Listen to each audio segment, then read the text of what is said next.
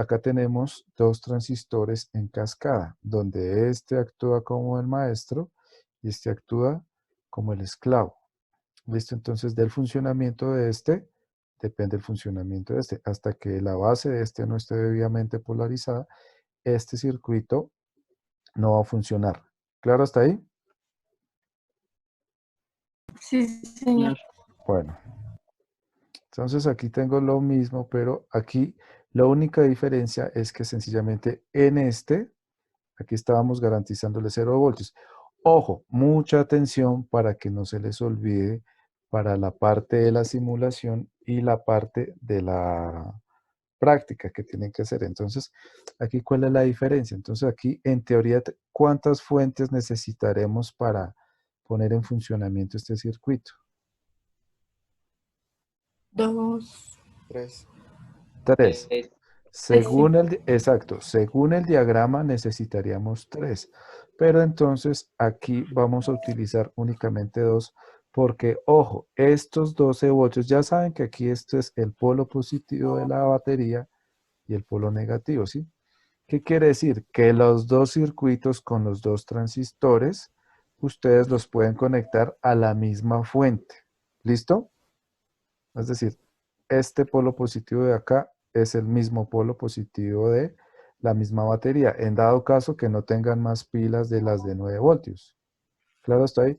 O si tienen más de una pila de 9 voltios, pues utilizan para cada uno una batería.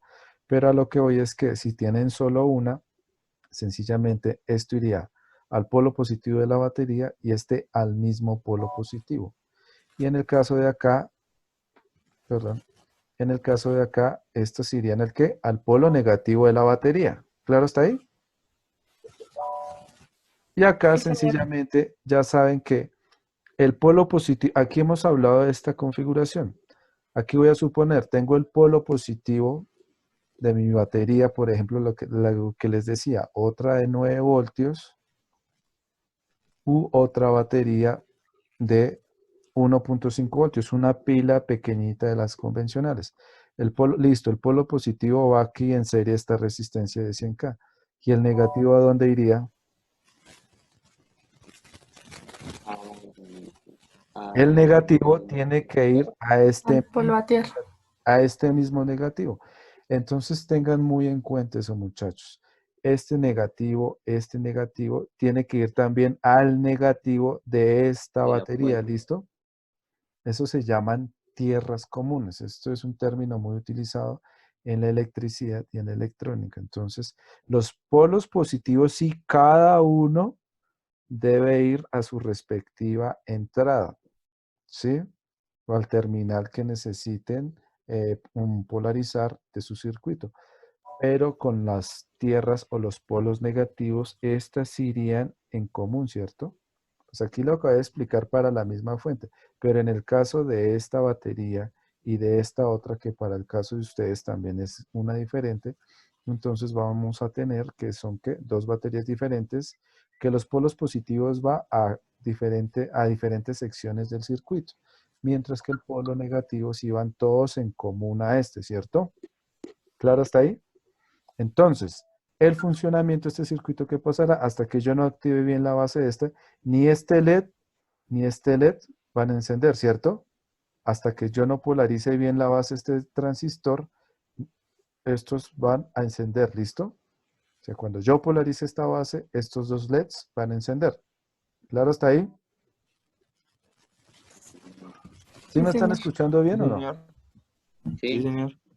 Listo, muchachos. Ojo, era en relación a una breve explicación que quería darles de lo que trabajamos la clase pasada, más lo que vamos a trabajar en esta clase. Entonces, aquí lo que vamos a trabajar ahora es ver las diferentes funciones de los transistores como switch o interruptores. Entonces ya vamos a pasar acá a trabajar esta gráfica en la cual son las regiones de operación del transistor. Entonces, el transistor tiene tres zonas de operación. La zona o región de saturación, la zona o región activa o la zona o la región de corte. ¿Sí? Entonces vamos a explicar de manera sencilla esta parte. De manera sencilla, la región de corte es cuando tenemos el transistor ¿qué? Apagado. Es decir, ahí el transistor no va a funcionar de ninguna manera. Mientras que cuando tenemos la zona o región de saturación es que el transistor está totalmente encendido o funcionando, activo, como lo quieran ver ustedes, ¿claro? Y vamos a tener una región activa, la cual nos va a representar como la media de la pendiente del punto A al punto B.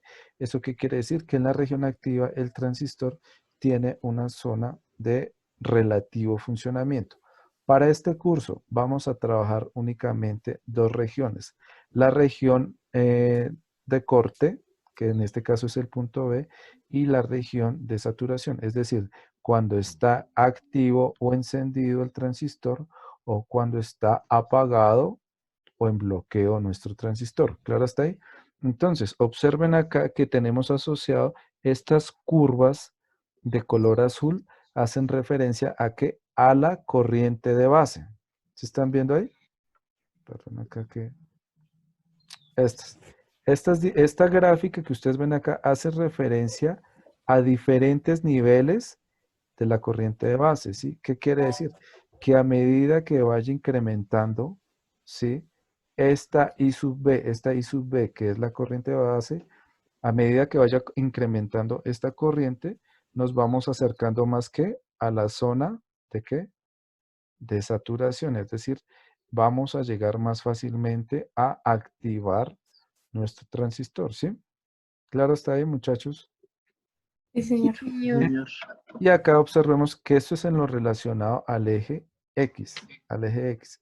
Entonces, aquí en el eje X tenemos que voltaje, colector emisor, y en el eje Y tenemos que la corriente del colector, ¿sí? Entonces, aquí ya estamos viendo diferentes relaciones de la corriente del colector.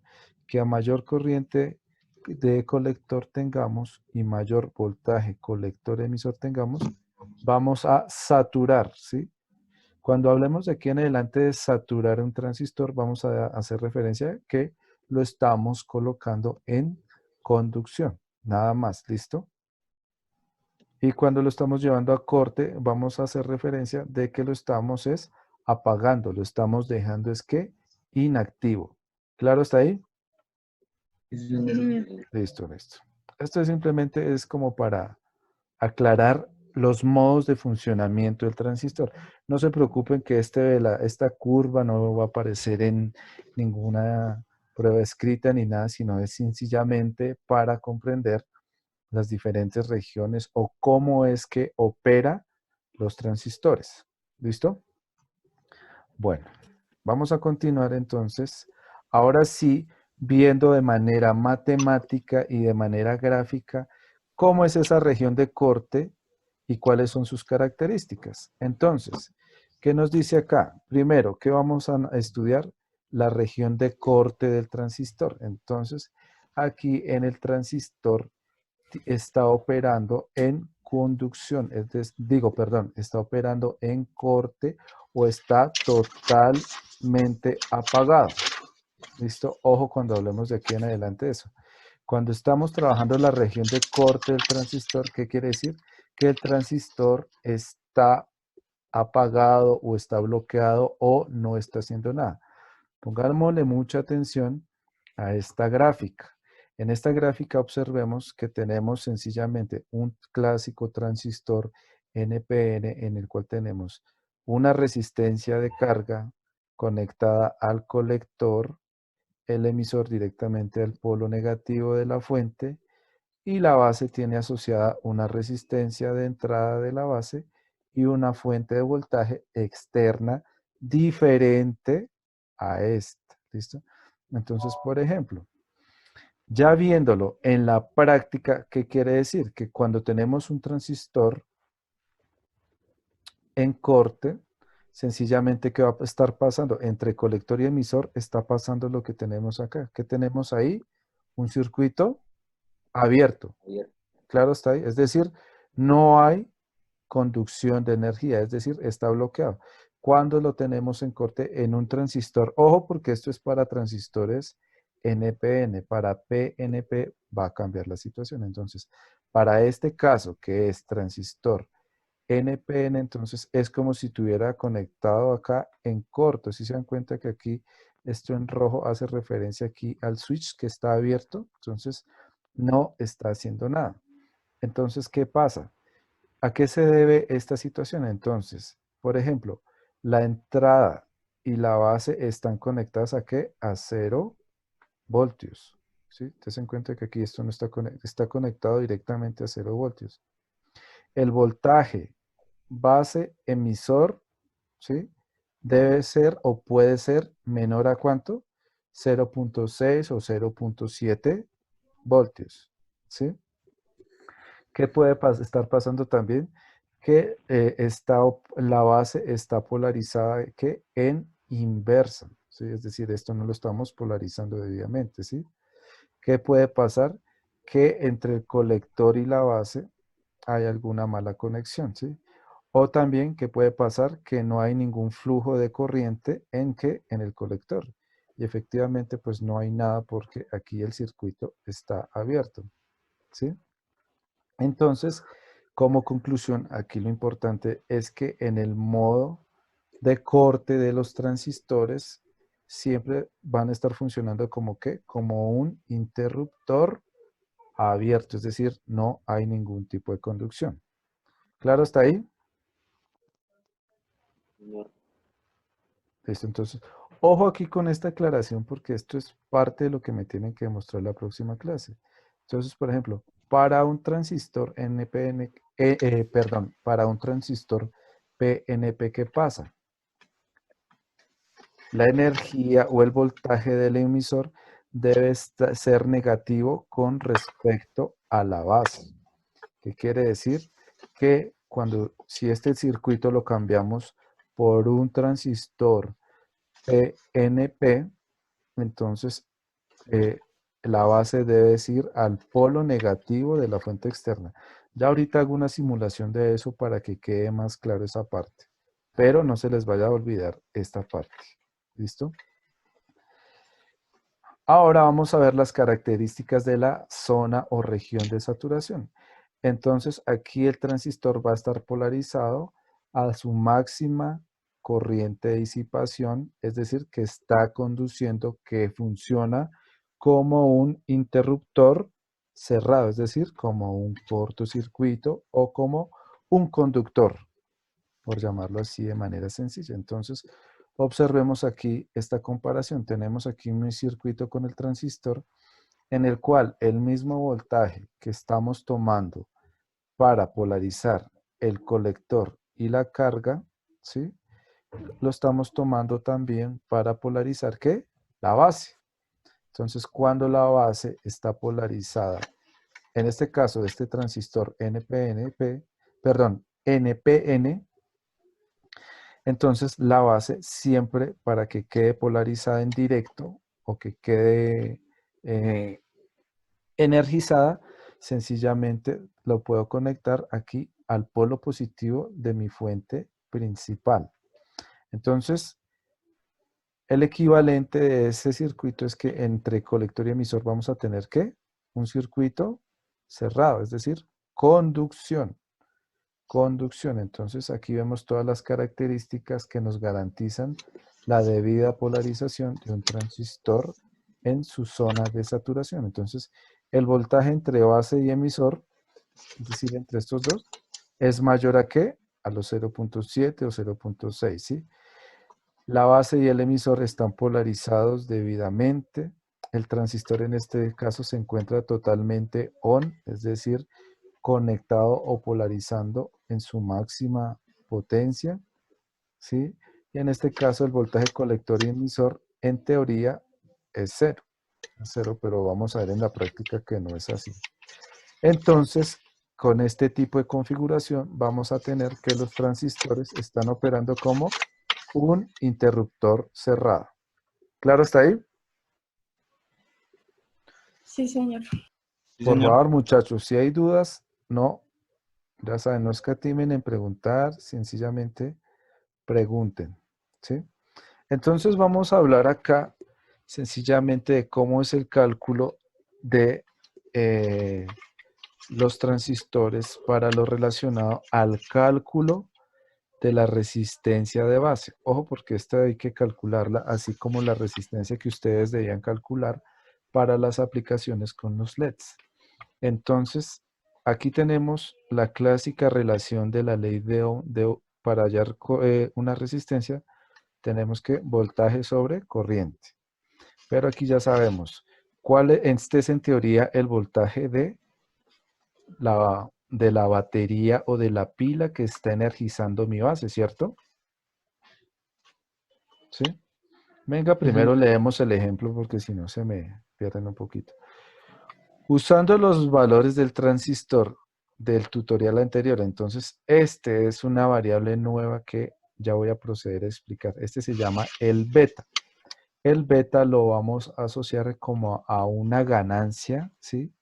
Es como tal una ganancia, sino que es una ganancia en corriente del colector con respecto a la corriente de la base. ¿Qué querrá decir esto? Que con una pequeña corriente, perdón, me devuelvo aquí para apoyarme en esta gráfica, vamos a explicar lo de la corriente de la base y la corriente del colector.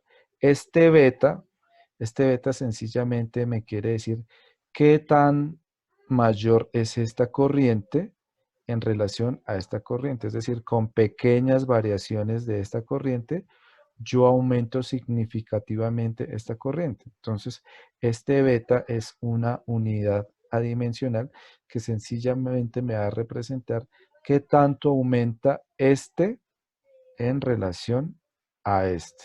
¿Claro está ahí? Sencillamente es un parámetro que siempre nos van a dar en el datasheet los fabricantes. Entonces, si se dan cuenta que es una unidad adimensional, si ven que no tiene ningún tipo de unidad, dice, aquí tenemos un beta de 200.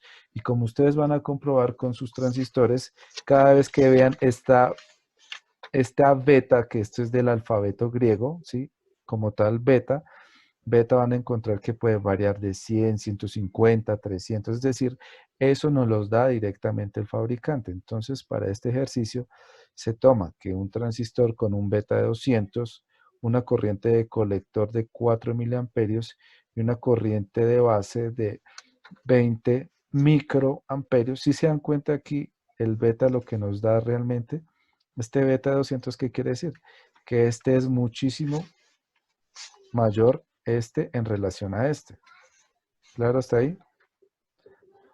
Entonces, aquí nos dicen, calcule el valor de la resistencia de la base, ¿sí?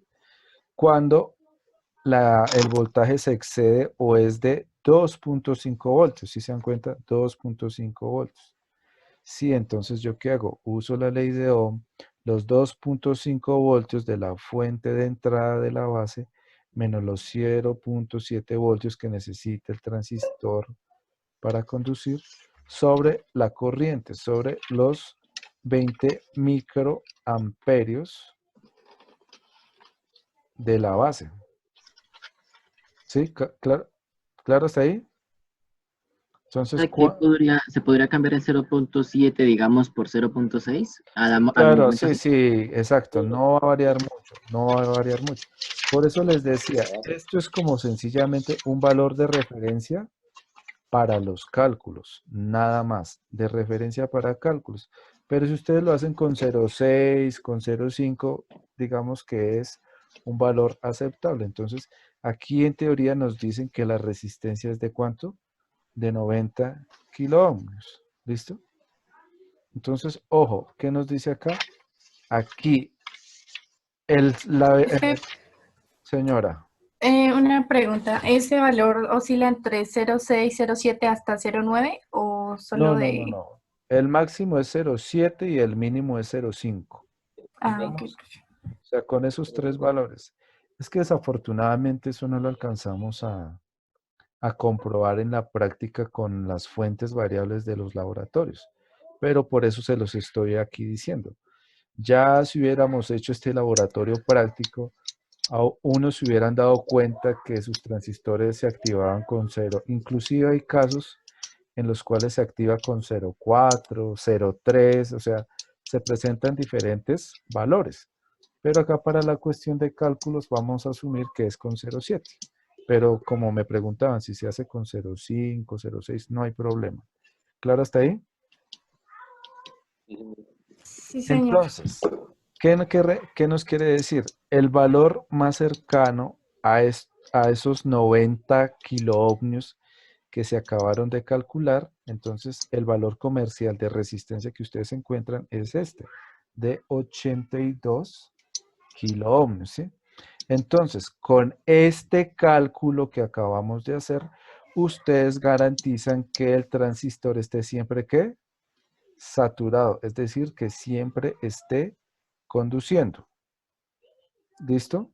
Bueno, ustedes ahí juiciositos para que no se cansen de escucharme. Entonces, vamos a trabajar este ejemplo. Nuevamente, usando los mismos valores, vuelvo y repito, nuevamente utilizando los mismos valores, encuentre, ojo que nos están preguntando aquí, la corriente de base mínima requerida para que el transistor esté totalmente activado o saturado, ¿sí? Para una carga que requiere 200 miliamperios de corriente cuando su entrada de voltaje son 5 voltios. ¿Qué quiere decir? Que estos 5 voltios de entrada es el voltaje que antes teníamos acá, que este de 2,5 acabó de pasar a 5 voltios, pero ojo porque nos están preguntando es la corriente del colector, ¿sí? Ojo que nos están preguntando aquí la corriente del colector. Bueno, hagámoslo acá porque para que nos lo saturo. Pero ojo, lo que sí me van a calcular es, también calcule el nuevo valor para la resistencia a la base. Entonces, ojo, ¿por qué se las estoy mostrando? Porque esta fórmula no la habíamos visto. Entonces, esta es una de las tantas fórmulas para calcular como tal el beta. ¿Sí? Mi beta. Entonces, si yo conozco el beta y conozco la corriente del colector, puedo calcular la corriente de la base. Y aquí es igual que la hacíamos con la ley de Ohm. Si usted no conoce la I del colector, la corriente del colector, pero conoce corriente de base y la ganancia, entonces calcula cada una de ellas. Entonces, por ejemplo, aquí en el ejemplo nos estaban preguntando, ¿cuál será la corriente de base mínima? ¿Sí? ¿Cuál es la corriente de base mínima para saturar ese transistor? Es decir, nos están preguntando I sub B. Entonces aquí nos dicen, para una carga que requiere 200 miliamperios. Entonces ya sabemos que las cargas están conectadas es al colector. Por lo tanto, la corriente del colector son estos 200 miliamperios.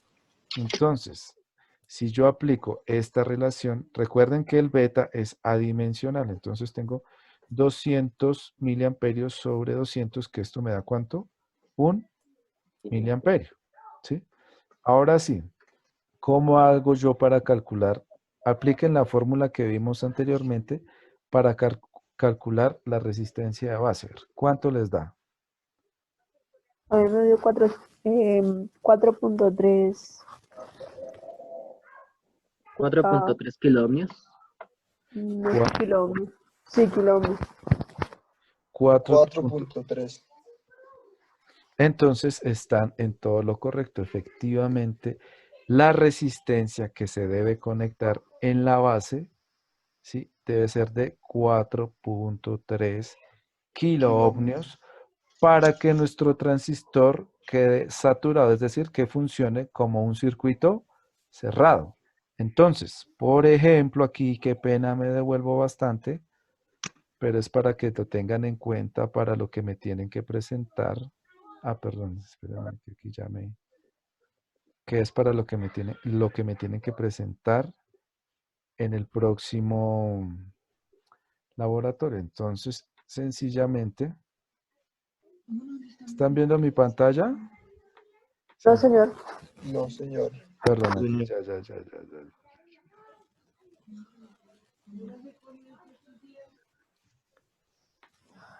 Listo. Entonces, por ejemplo, a eso hacía referencia, por ejemplo, con esta simulación y práctica que ustedes tienen que hacer para, pues bueno, para cuando la asigne yo. Entonces, esta resistencia de 100 kiloohmios, ustedes ya están en capacidad de calcularla. Observe acá que el voltaje base de emisor que se utilizó para este cálculo fue, ¿cuánto? De 0.6, a diferencia de los de 0.7 voltios que estábamos trabajando. ¿Claro está ahí? Entonces, con esta resistencia de 100K, estamos garantizando que saturamos, es decir, vamos a saturar este transistor. Y cuando este transistor se satura, aquí es como si hubiera conducción. Y cuando hay conducción acá, entonces este va a quedar acá funcionando. ¿Listo hasta ahí, muchachos? Y en ese caso, la corriente, ¿cómo la sabemos en ese circuito? ¿Cuál Cada corriente? corriente. Cada corriente, digamos, la corriente de las dos bases. Generalmente es 200, profe, o varía. Generalmente se la pueden calcular con 200. Eso lo pueden Listo. hacer así. Digamos que ahí esos valores casi que los estandarizamos, ¿sí? Los 0,6, 0,7 de la base, los 200 miliamperios de la corriente del colector, y ya con estos valores, digamos que estos valores son los estándares. Los que pueden variar, digamos, pero no mucho, es lo relacionado al beta, con los transistores que ustedes estén manejando. ¿Listo? ¿Claro hasta ahí? Sí, señor. Listo, no se preocupe. Todas las indicaciones van a ir debidamente en el próximo laboratorio que ustedes tienen que trabajar. Entonces, por ejemplo, vamos a revisar este circuito. No se me afanen aquí con esto, que sencillamente es algo muy sencillo. Entonces, acá ¿qué tenemos? Tenemos un transistor NPN. Ya sabemos que aquí tenemos conectado al colector toda la carga, es decir, mi resistencia y mi LED, para que prendan y apaguen. ¿Cuándo? ¿Cuándo prenderá y apagará esto? Por ahora ustedes van a ignorar esto que se llama una compuerta digital. Sí, Lógica. una compuerta lógica digital. Ustedes van a asumir que esto está conectado. Aquí vamos a tener como un interruptor de dos posiciones. Un interruptor que en un momento puede estar conectado así, es decir, que de acá va a los 0 voltios, y que en otro instante va a ir conectado de acá a la base directamente, ¿sí? Entonces, ¿qué me quiere decir? Que sencillamente acá vamos a tener un switch que es el que va a ir conectado a un voltaje de entrada y me va a activar la base. Listo, pero no se preocupen que este montaje, están que se me salen todos. Este montaje lo vamos a hacer con más calma más adelante.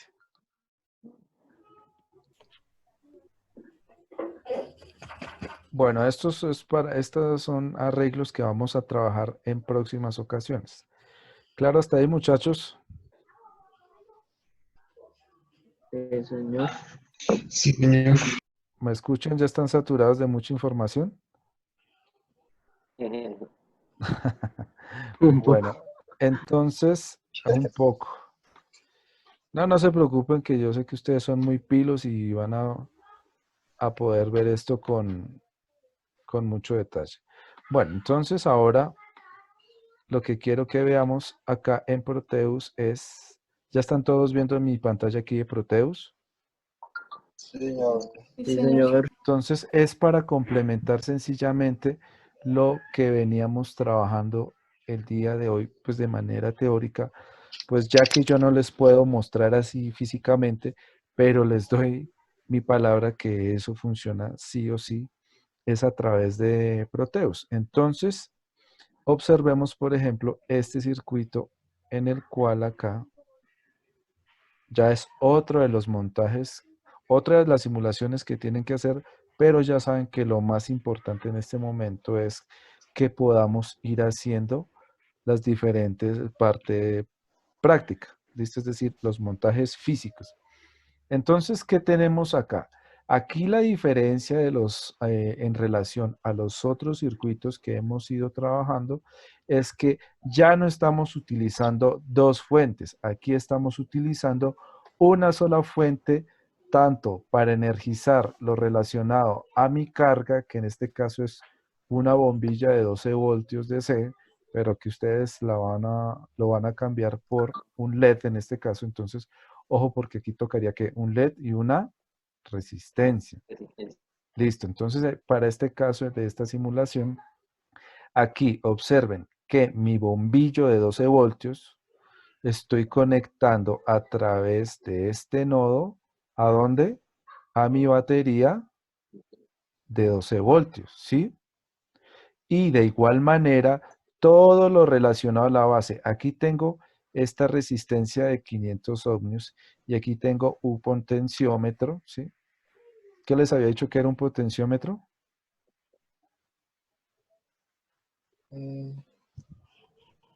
¿Se durmieron? Recuerden que un potencio, pues la verdad muchachos es que como nos tocó acabar clases presenciales de manera abrupta, pues digamos que todo eso era lo que necesitábamos que viéramos. Pero ¿se acuerdan que yo les había dicho que por favor consiguieran potenciómetros de diferentes valores? Sí, señor. ¿Alguien consiguió? Entonces los potenciómetros son resistencias que traen como una perilla que sencillamente ustedes varían el valor de la resistencia, ¿sí? Entonces el símbolo en Proteus es este. Entonces des en cuenta que son de cuántas terminales, de 1, de 2 y de 3. No sé si alguien consiguió los potenciómetros, No, señor. No, señor. ¿vale? Pero no se preocupen que esta resistencia, entonces para el circuito que van a armar ustedes, yo se los envío modificado. ¿Cuál sería la única modificación? Que esta iría conectada a esta, ¿sí? Es decir, se suprime esta resistencia y se suprime esta conexión. Por lo tanto, el circuito quedaría conectado. Este terminal de R2 iría en serie a este terminal de R1, mientras que esto desaparece. No se preocupen por eso. Entonces, ¿qué vamos a tener acá? Como les decía, con una sola fuente vamos a polarizar la base y con una sola fuente vamos a polarizar la carga. Entonces, aquí vamos a saturar, es el transistor. Voy a proceder aquí a la simulación. ¿Sí? Entonces observen que acá, la idea del potenciómetro era que con esa resistencia variable manualmente, usted llevara al corte y a saturación el transistor.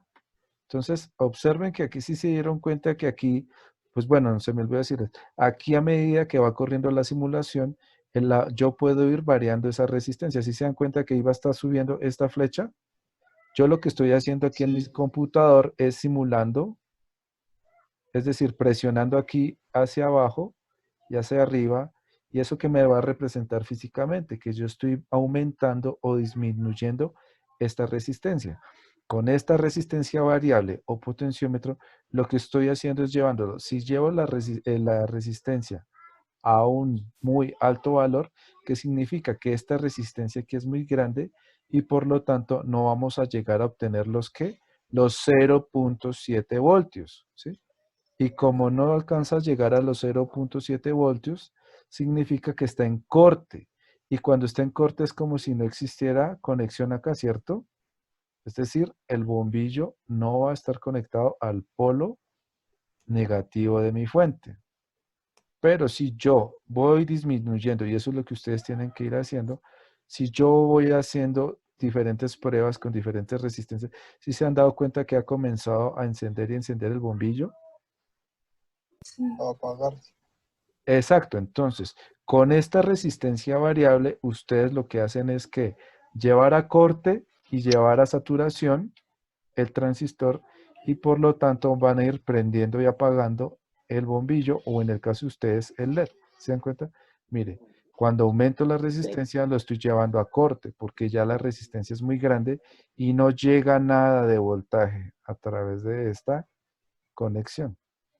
Pero si yo disminuyo la resistencia, entonces estoy llevando acá al transistor, a su zona de corte a saturación y de saturación a corte y viceversa, ¿sí? ¿Sí se dan cuenta? Entonces, ¿qué va a pasar? Cuando ustedes lo cambien aquí por el LED, va a pasar exactamente lo mismo.